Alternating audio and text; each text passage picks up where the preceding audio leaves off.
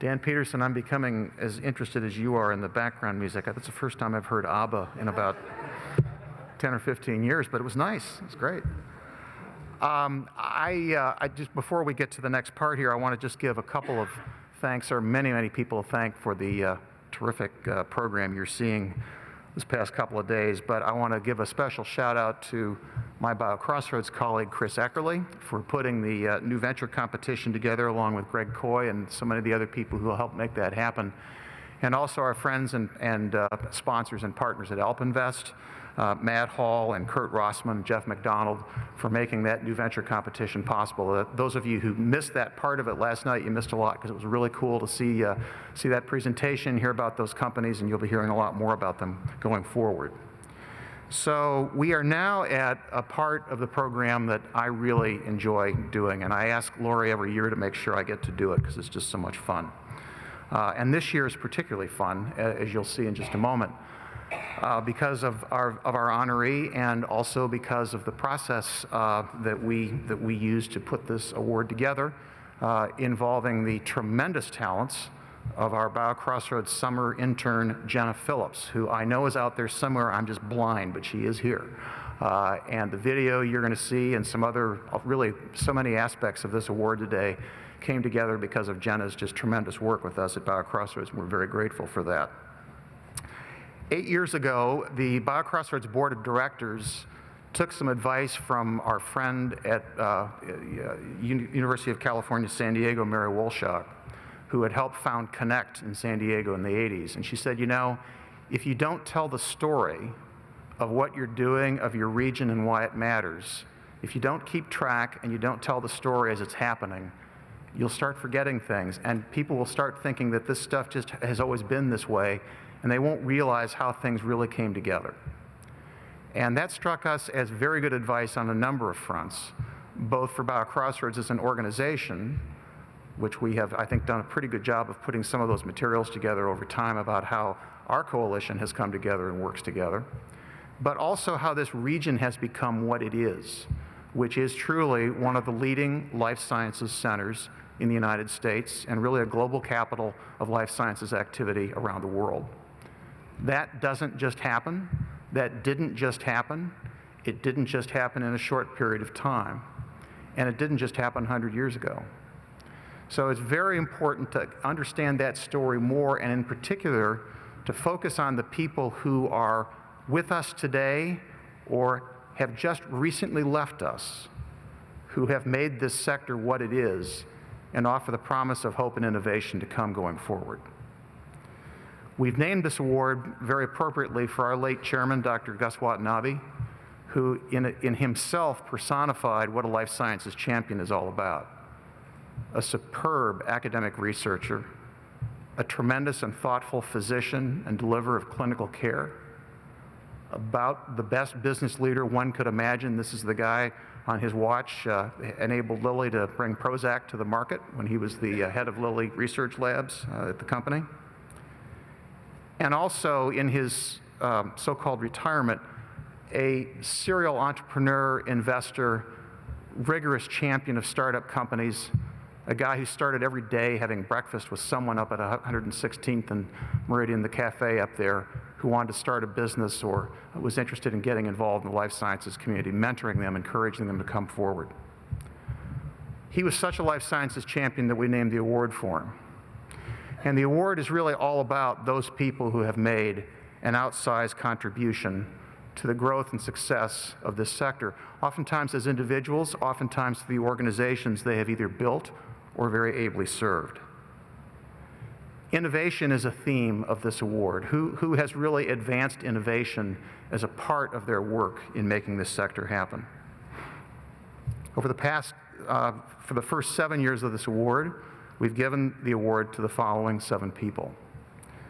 Len Betley, Dr. Richard DeMarchi, who you heard a little bit about from Tim Oppler yesterday, Dane Miller, Bill Cook, Lilly Endowment under the leadership of our late friend Tom Lofton, Dr. Phil Lau, and last year, Dr. John Lechleiter. Now, the person we're going to honor this year initially His name may not be quite as recognizable to you as some of those that I just gave you. To some of you it will be, but to some of you it may not be. And his story may not be quite as familiar to you as, say, the story of Dane Miller in founding Biomed or Bill Cook in founding Cook. It's a really cool story. And I'm not going to spoil the surprise by telling you, except to offer the observation that this is the first life sciences champion ever that we've honored whose innovation started in a garage. You know, every tech-intensive sector has got to have somebody who really began sort of the Steve Jobs route of building innovation in a garage and building a company out of it. And we now have a Life Sciences Champion of the Year who did exactly that. So I'm very honored today, and I'm really happy today, to have my friend and colleague, CICP board member, person we are working with so much on the Biosciences Research Institute. He's a board member there as well, and a real champion in his own right for this sector. And by the way, a real champion, period. This is a guy that did the Ironman down in Louisville last weekend, a pretty darn impressive performance. We'd like to ask our friend and colleague, Jack Phillips, the CEO of Roche Diagnostics, to come up and to take the story forward and to present this year's Watanabe Life Sciences Champion of the Year Award.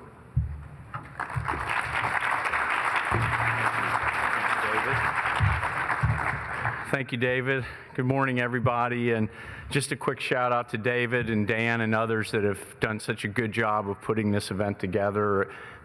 Attended the past couple years now, and it's just a fantastic event. And a quick shout out, as I mentioned, to Jennifer and the panelists this morning. What a great discussion. What a great invigorating discussion this morning that we had.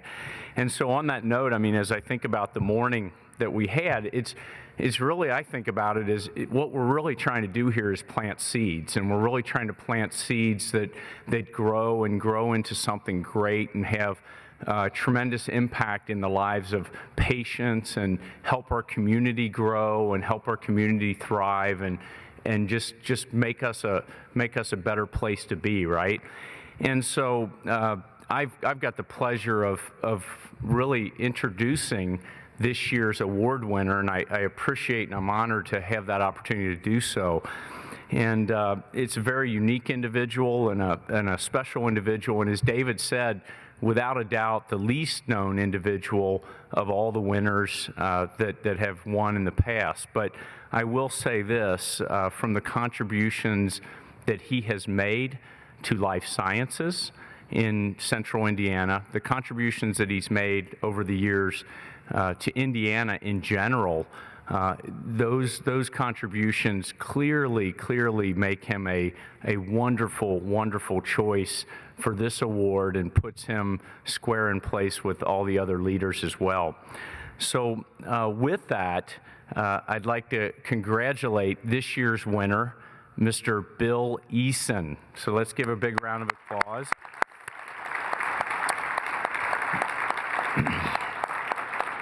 Bill is not with us today. Bill passed away back in 2002, but we are here today to honor him with his family and really kind of learn from what Bill contributed and what Bill was all about. So who is Bill Eason? And as we talked, little known, and there's very few in this room, I'm sure, that even know who Bill Eason is, but just a few words on Bill, and then we have a video to give you a little bit more background as well. Bill was a graduate of Butler University. While he wasn't born in Indiana, he was actually born in Texas, but he moved to Indiana and made his way. I think he was passing through Indiana and fell in love and decided to plant his roots here, right here in the great state of Indiana. Went to Butler University, graduated with a chemical engineering degree, and started his career at Ford Motor Company back in the 60s.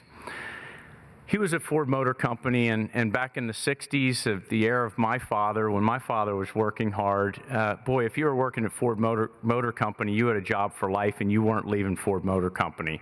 Well, that wasn't the case for Bill Eason. In 1964, Bill decided to leave Ford Motor Company, leave it all behind, and start his own business.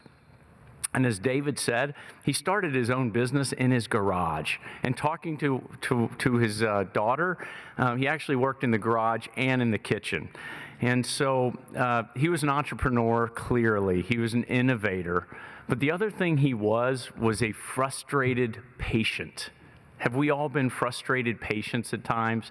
Well, Bill was a frustrated patient because he was working, like many of us, to figure out some health issues that he was struggling with at the time. And he was frustrated because it took about 2 weeks to get basic lab diagnostic results back to him from the lab that he had to send them to. So Bill set off to change that. And he set off to find a better way to do basic blood glucose testing. And that he did.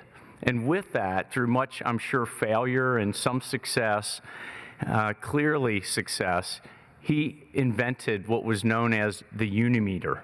And the Unimeter was one of the first point-of-care diagnostic pieces of equipment on the market. What it did is it changed the way diagnostic testing in that space was done. Instead of sending blood diagnostic tests to the laboratory for 2 weeks to have it come around 2 weeks later, the Unimeter was placed in the office of a physician, Bill's physician, and that diagnostic test was performed and delivered within about 15 minutes. That's innovation. So from there, the Unimeter became a company, and that company is Biodynamics, or was Biodynamics. From 1964, rapidly, 2 years later, Bill was building manufacturing facilities on Hague Road, and he continued to grow like crazy with Biodynamics, and the company just took off. In 1973, the company was acquired by Boehringer Mannheim, and then in 1998, Roche Diagnostics. So thanks to Bill Eason, Roche Diagnostics has about 50 years of roots here in Indiana. Thanks to that innovation, thanks to that Unimeter, thanks to Bill Eason. So as I talked to Bill's family and have gotten to know Bill's family over the past several months, it's clear, and others that knew Bill, he was a very, very humble man, and that's one of the reasons why many of us don't know really much about Bill Eason, and he didn't like to talk much about himself. But with that, the BioCrossroads team has put together a short video that I want to share today that will touch on some of the key elements of Bill Eason's life and the contribution that he's made. Roll the video.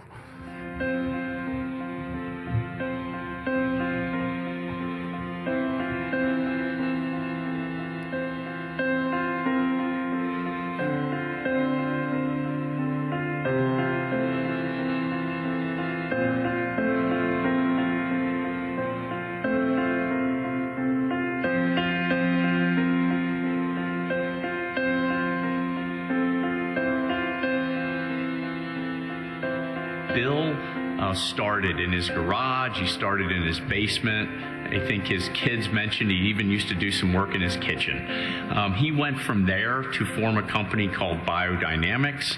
As I understand it, he bought his first piece of property, which is on Hague Road, where Roche sits today.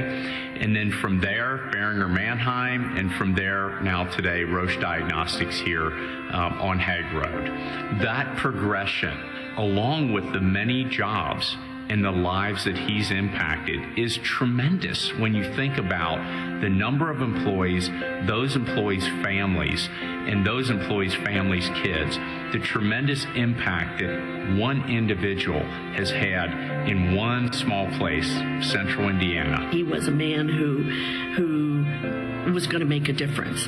And my mom had diabetes, and I think he started working with that idea and how frustrating it was to get blood tests 3, 4, 5 a week after you took them, when you might need something done right now.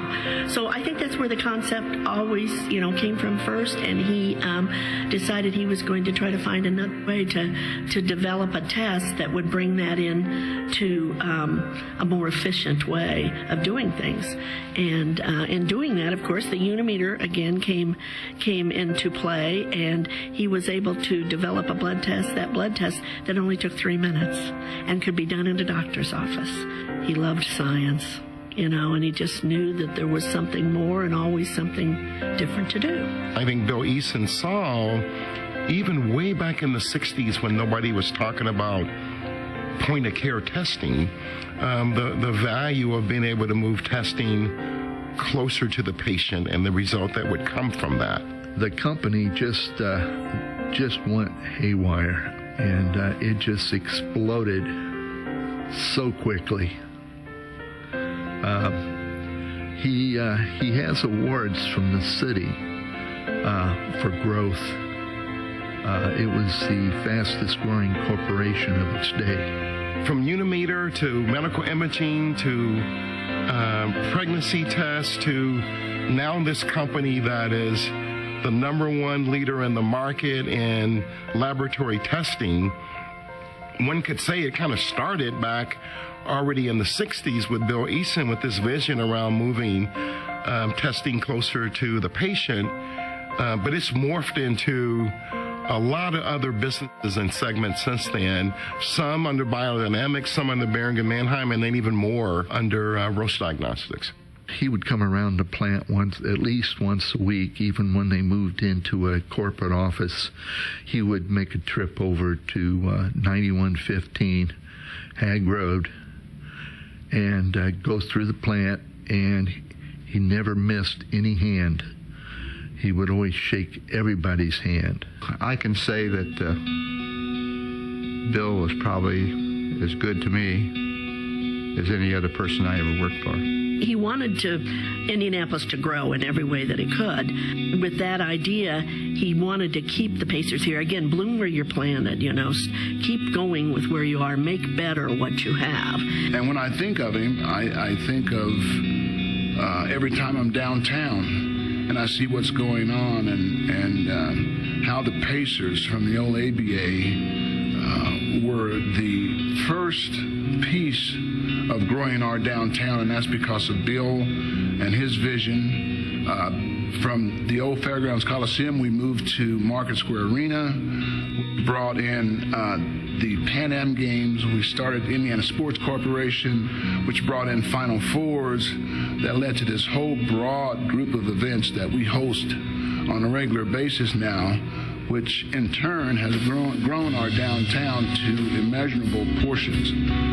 We're a first-class city, and it's all because of the leadership of guys like Bill. I started working for Boehringer Mannheim at the time in the research and development area and working on diabetes care and meters and things like that over time. Met my husband here, had 3 kids, and 5 years ago, 2 of them were diagnosed with type 1 diabetes. So we never knew or had any idea that we'd actually be using some of these meters that we'd spent years developing. I've always been very proud to work here, but now I can say that we use these meters at home, so I know they work really well. So it's a little bit of a different perspective, and I only want to use the best for my kids. The impact that he had by just starting this company on his own, one person, and then adding 10 people, and then adding 100 people, and ultimately today at Roche here in Central Indiana, we have over 3,000 employees that call Central Indiana their home, that call Roche their home, and they in some way can thank Bill Eason for that. I think he'd be wowed at the buildings. This land used to be his, some of it, and it just keeps growing and growing. And I wish Bill Eason was still with us today and had the opportunity to walk down Hague Road and visit the campus that he started. And I think if he did, he would be, wow, so proud, as he should be, of everything that he accomplished and the contribution he made, not only to life science, but to the people of Central Indiana, to have created such a thriving and growing business here, right here in Central Indiana, is just amazing. And I would love for him to have seen that and really realized the impact that his innovation had in this community. If I were able to meet him today, I would say thank you. Thank you for leaving the automotive industry behind and coming and developing the systems that could be used in the doctor's office. Became the precursor to our systems today. We wouldn't be here without him.